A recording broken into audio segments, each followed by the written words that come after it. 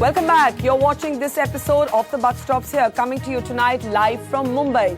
Here in the city, public opinion is rallying behind actor Imran Khan. He's taken his battle around the legal age for drinking officially to the court today, arguing that 25 is far too old. At 18, if you're old enough to vote, old enough to get married at 21 for men, why aren't you old enough to make your own choices? You've been asked this again and again and again. What was it about this issue? Because from what I understand, you don't even drink yourself. It's not sort of a personal passion or a personal area of interest for you. Why was this the one issue that had you hooked? There are two reasons. One is that there's a growing tendency in India to view young people as being irresponsible, as being someone that need to be looked after, that need to be sheltered. And I think that until the establishment gives us some kind of respect, gives us a sense of responsibility, we are not going to pick that up by ourselves. That is one part. Another thing, which to me is actually a much larger issue, is the fact that I view this as an infringement of our democratic rights. I feel that if you live in a democracy the way that we do, you take the good with the bad. But I absolutely do not support or encourage consumption of alcohol, but it is legal in this country.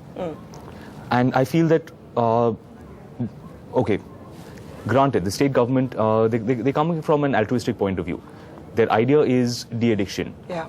That is a policy that I can support, I can get behind, but this is not the answer. My concern is that if you're coming from a position of trying to do something good, but you're going about it in a wrong way, you're opening the door to all kinds of possibilities. You can argue in the future, as some countries have, that to protect women from being raped or molested, you should impose a dress code on them. It's for their own safety. It's for their own protection. But surely you don't agree with that. I do not. But I'm saying the intention of those people I can understand, but the way that they're going about it is wrong. From what you're saying that the principle of weaning people away from alcoholism, of course, is the correct one, but the state doesn't have the right to play nanny, and you feel that in a sense they're patronizing young people. They are patronizing young people, but also it's setting a double standard. If you feel that someone, as you said, is old and is mature enough to take decisions about voting, about who our leaders are going to be, this person can enter into a legal contract to sell or purchase land. They can enter into marriage. They can choose to have children. They can enlist in the military. They can serve their country. You will give them a gun. You will not trust this person to make a choice about whether they should drink or not. That's a double standard. There are still people who are going to turn around and say, all right, agreed. But is this the most pressing, is this the most urgent issue in the country today? Because, you know, young people look up to people like yourselves. Film stars in this country have always been iconic. If you had to canvass for an issue, could you have chosen perhaps an issue that was deeper, that affected many more people, that this is an elitist issue? This is what some people would say to you. What would you say to that? As I say, I see this as a gateway. It is the first step in curtailing civil liberties. And my fear is that if we let this slide, then we are on a very slippery slope. It opens the door to the curtailing of any number of civil liberties of ours. As people who live in a democracy, as people who enjoy the benefits of a democratic nation, it is our right, it is our duty sometimes to stand up and defend that democracy. I consciously delayed it a little bit. I've had 2 releases this year, and I didn't want to mix the 2 issues. So I said, let me get these releases out of the way. Fortunately, the films have done well. Both Delhi Belly and Mere Brother Ki Dulan.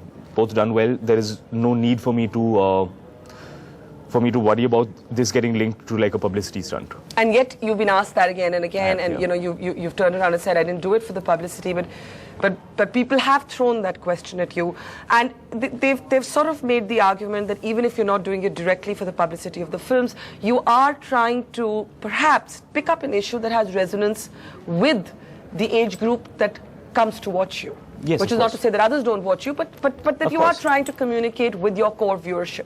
So to I am, yes. You are? That is true. This is my core viewership. As you say, this is a demographic that I consider myself to be representative of. And these are issues that affect young people today. Personally, I'm 28. So legally, and you've never had a drink? No, of course, that's entirely untrue. I had my first drink when I was 18 with my parents. I do drink. That's very well behaved of you. They figured that if I had to do this, better do it in a safe environment. Yeah. I do drink here and there. I'm not a person who drinks regularly. But tell me this: when you say that you are picking up an issue that has some sort of relatability or identifiability with your core viewership, Some people would also turn around and say that the film industry rarely actually takes a public position on issues. I think the family you come from is an exception. We've seen someone like Amir often take a position on even political issues or issues of public affairs. Now you've come out and done this. Will this be a beginning of someone like yourself getting more involved in issues of public policy? Because, for example, when it comes to young people, and I keep asking young politicians this, we keep saying we need younger politicians, but we've never heard a younger politician take a youthful position on, let's say, something like decriminalizing homosexuality, which many people of our generation would think is just a completely archaic law as it exists in our country. So are we going to see people like yourselves speaking out more and more on those kind of issues as well? I support gay and lesbian rights very, very strongly. I believe that, again, as we live in a democracy, people should have a right to choose what makes them happy. As long as you're in a relationship that's not hurting someone, you should be free to choose who your partner is. This issue, there's a tendency for young people to not engage the system. Exactly. I saw this as a way to engage the system and actually be a part of the system. Something bothers me. I'm not going to sit back and tweet and complain about it. I'm actually going to meet a lawyer, go to the judiciary and put it in front of them. They're mediators. Their job is to interpret the law. And by engaging the system and hopefully, fingers crossed, but hopefully actually getting a positive result out of it, I hope to show people of my generation that if you trust the system, if you believe in the system and you actually put your power behind it, it can work. NDTV's cricket app, Android and iPhone. Fastest scorecard, special analysis, and much more. Download free. ndtv.com/apps.